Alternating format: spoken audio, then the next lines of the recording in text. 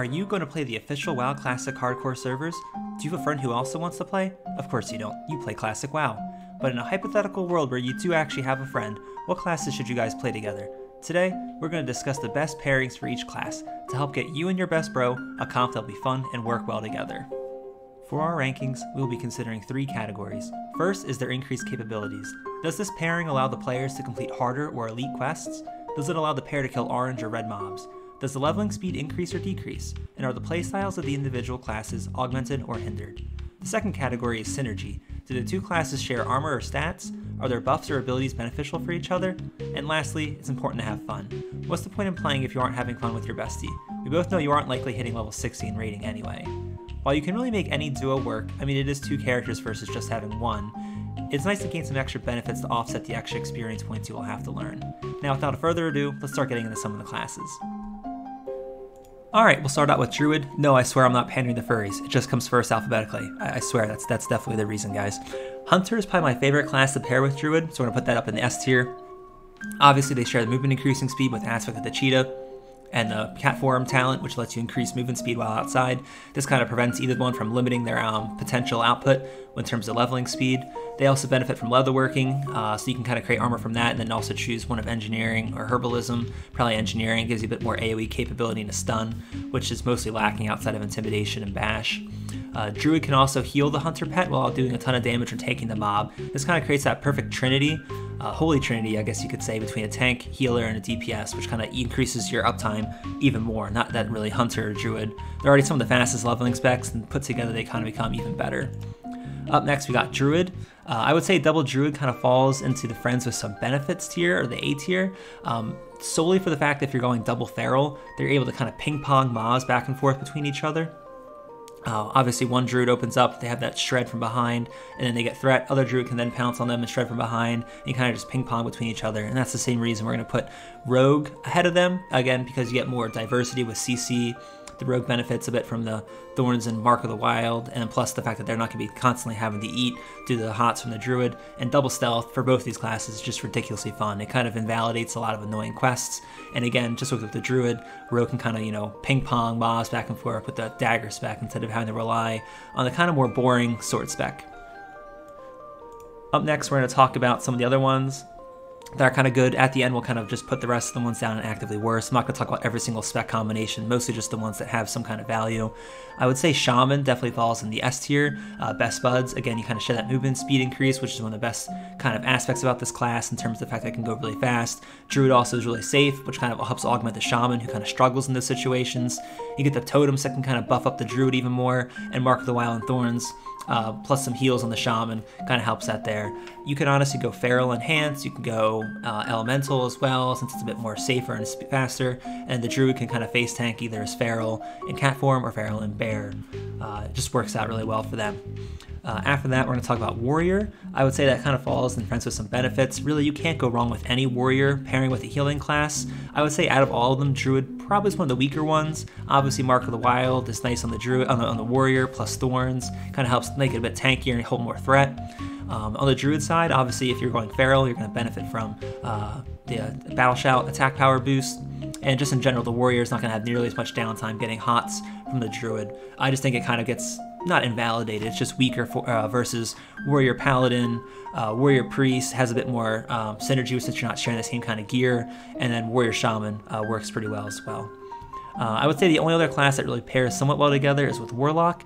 You could argue its exact placement. I'm going to put it right here. Maybe do something like this. Yeah, I think that looks about right. Warlock can really get pumped up, obviously, with any healing class. They don't really share, unless you're going balance, which you could honestly do. But if you're going Feral with the Warlock, the Feral can still keep hots up on the Warlock, limiting its downtime even further, and the Warlock's just going to grab so many different mobs. I would say it doesn't pair nearly as well as like with a Paladin or a Priest, simply for the fact that you're wasting that Druid's movement speed. These other 3 classes, again, we've mentioned briefly that, well, I would say Paladin maybe really quickly. You're so tanky and survival based. I wouldn't say it's fast by any means because the Paladin's a slow leveler. It doesn't really add anything to this Druid's capabilities to level. It makes it a lot safer. You have so many emergency buttons, so much CC, so much healing and tankiness between the two. It's a really great beginner level class where if you get into some oh shit moments, you're going to be fine. I would say between the Mage not really benefiting from the Druid at all besides an Innervate, and the Priest who's kind of a slow, little bit of a different healer than the Druid, or a bit different leveler than the Druid, and the fact that it wants to kind of just go sustain-wise instead of going for the burst damage that Druid, just going from mob to mob to mob. It just doesn't really benefit as much from that. You could maybe argue that I would say Priest benefits more than the Mage, but again, these are both kind of weak choices for that. Okay, up next we got Hunter. I'm not going to double explain these. So we know Druid is a best pair with the Hunter, so we're going to put that right there. Double Hunter is also one of the few classes that can pair well with itself, so we're also going to put that up in S tier. Having 2 pets soak up all the damage and then letting their masses rip into the targets just seems unfair. There likely aren't many quests that a double Hunter group couldn't really do. Even orange and red mobs, you don't have to worry about glancing blows like melee do due to arrows and shots not having that. The only downside is dungeon groups will be kind of tough to get into if you're not super speed running, which again doesn't really deal with dungeon groups, and no real healing for emergencies or when you're overconfident and you pull just way too many mobs. Although even in those situations you sacrifice your pets, run away, aspect of the cheetah when you can. Again, I wouldn't say it's as strong as Druid, as Druid's able to kind of get some extra benefits in there with some buffs, some healing, and even just a bit more tankiness there. So it is still a really great comp. They're best buds with each other. I just don't think it's as good. I would say Warlock's basically the same, maybe a little bit weaker, obviously due to the fact that you're not going to have that movement speed increased. The raw damage that you're able to inflict to countless mobs, however, more than makes up for this. This group could likely handle 7 to 8 mobs at a time when a skilled group handles fear chaining and pet management correctly. It's definitely a harder comp to fully optimize. I wouldn't say this is kind of I would not say this is a beginner comp at all. You're better off going Druid Hunter or Hunter Hunter over that, but Warlock does have a lot of potential. I would say Shaman. So up next we got Shaman. Shaman I would say is probably either on top or the bottom of S tier or beginning kind of top end of A tier. It's a bit of a slower class in itself. That's kind of going to get carried by the Hunter in the situation. Obviously both having movement and speed increasing abilities is nice, and you kind of get that healing ability.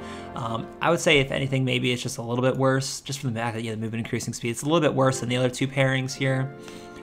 Just because Shaman is a slower healer that's going to have a lot more downtime no matter what you do. So actually, yeah, I want to put it down here in A tier, just for that fact. It's just, you're going to have downtime with it pretty much no matter what, or you're just not going to be actively doing as much damage as you can, and it's just going to be slower than Druid Hunter or Hunter Hunter.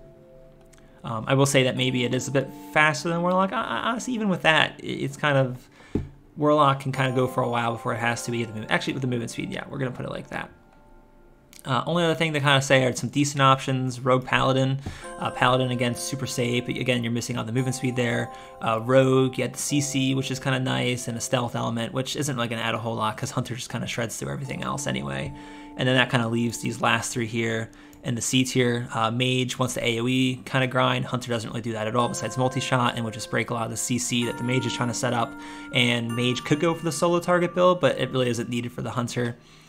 Priest, obviously you can buff the pet a little bit and keep it healed up, but Priest is going to add such marginal amount of DPS. The Hunter is just going to be carrying it, similar to how it's going to be doing with the Warrior. Obviously having a Warrior with this, you could argue maybe up in the B tier, but again, it's just the Hunter's going to be carrying the Warrior so much. Getting Battle Shot on your pet's nice, and maybe a way to kind of tank some extra mobs. And this way the Warrior wouldn't have nearly as much downtime.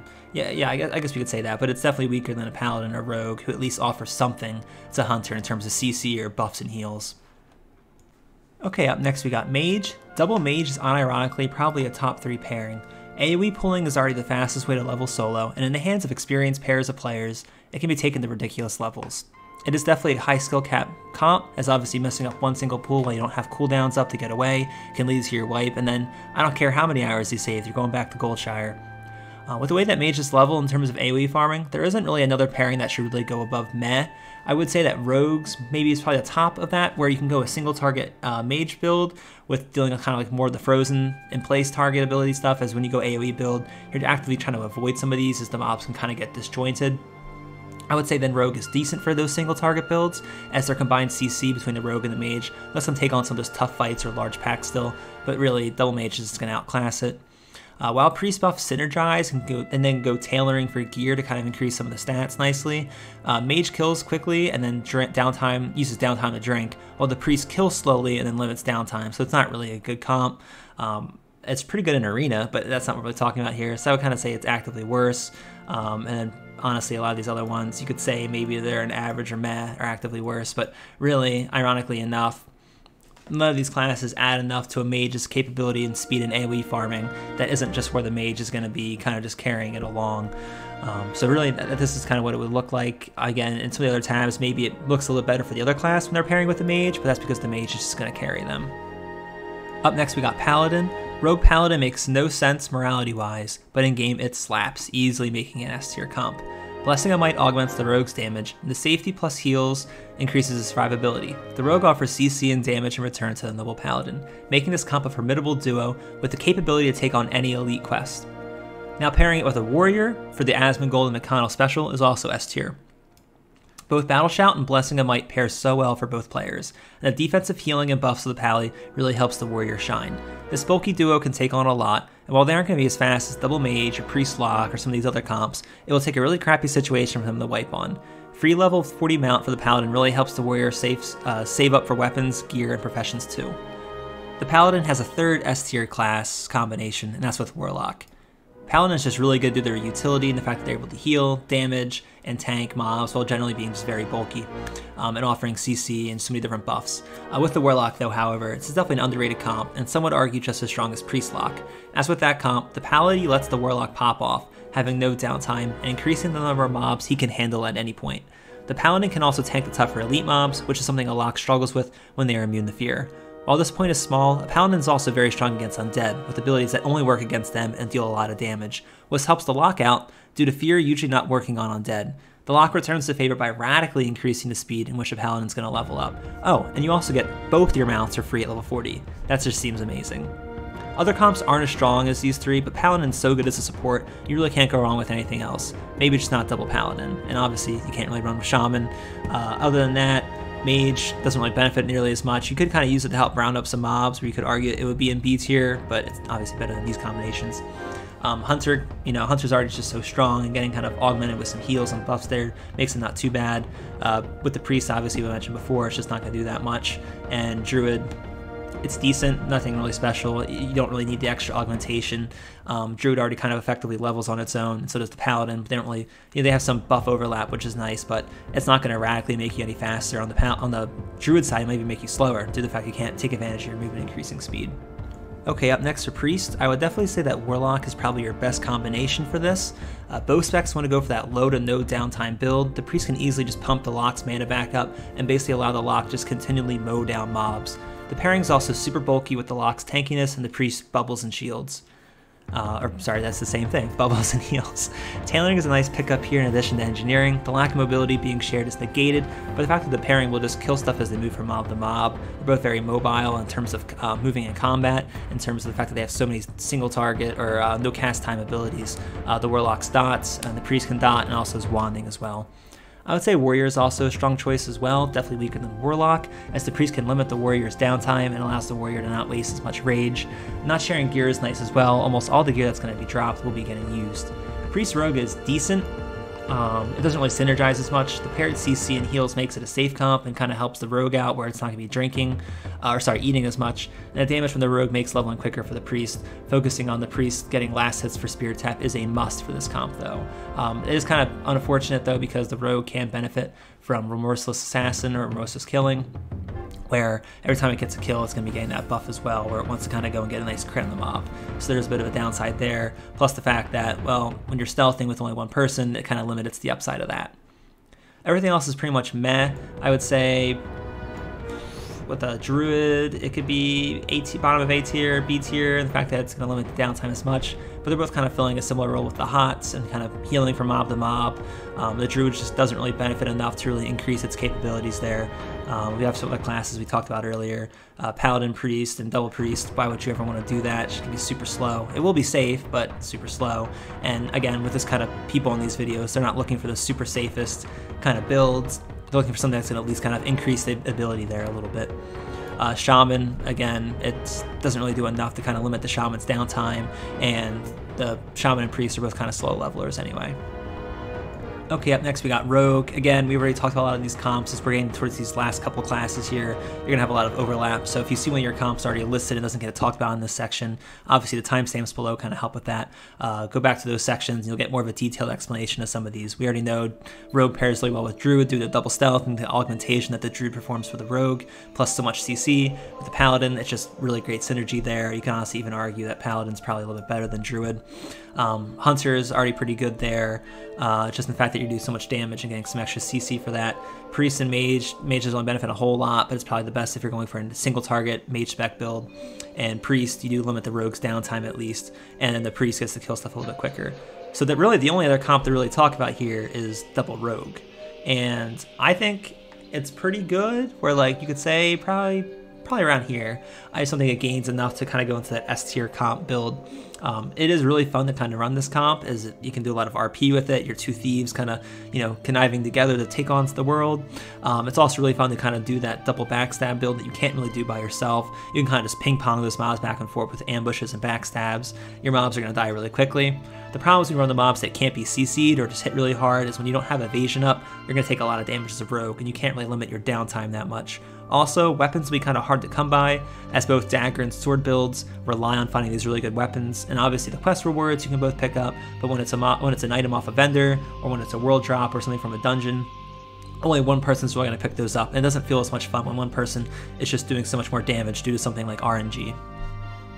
These other couple last builds here, you could say Shaman's probably in the meh. Obviously you can't really have the movement increasing speed for the rogue, and then the Shaman can't stealth, so you kind of have some misaligned interests there. Warlock rogue can do a lot of damage, but the Warlock's going to just kind of carry it in terms of how much more damage it can do and limiting its uptime.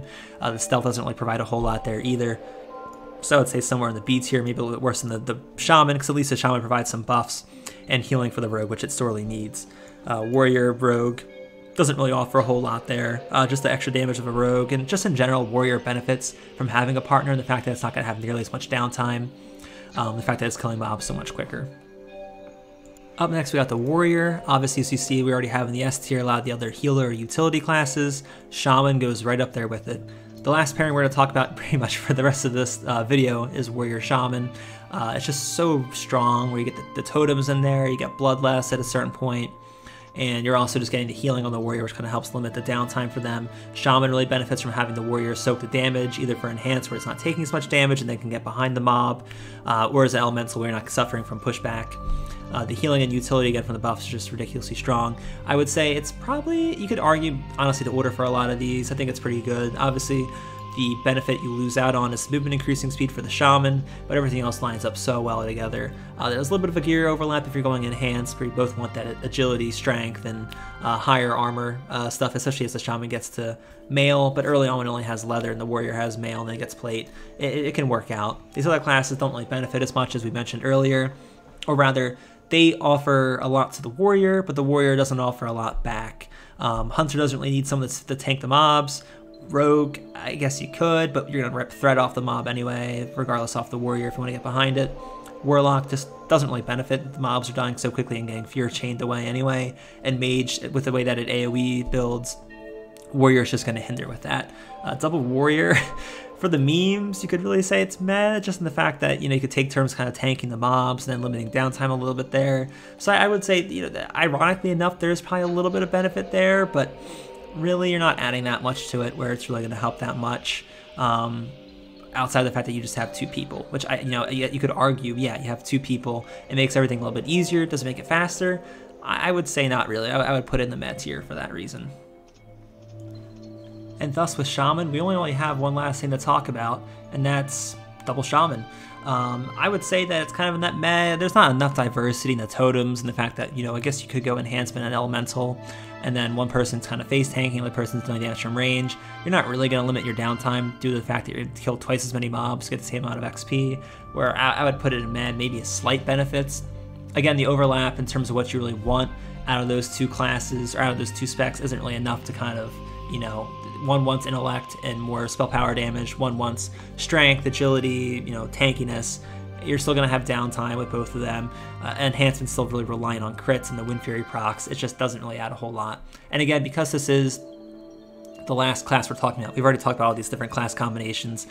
if you want a really detailed explanation for those parts, go back to the other parts in the video, look at the tags in the video, and that kind of will help get you to where you want to see those explanations of what you might want to play together.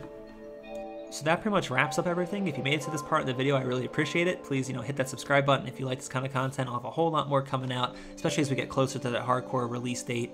Definitely gonna be playing that, and we'll be streaming that at some point. So you may get to see my face, you get to see my gameplay, you'll see if I'm actually good or not. And I'm looking forward to it. Hopefully I get to, help some people out, see a lot of you guys out in the fields, in the game, and, maybe even do some dungeons together. So I'm looking forward to that. So again, if you like this video, please like the video and subscribe. Let me know what kind of spec and combinations you're gonna be playing down in the comment section below. I really like interacting with you guys. It's probably my favorite part of the videos, answering questions on guides and whatnot. So enough rambling on my part. You guys have a good day. Hope to see you in the next video.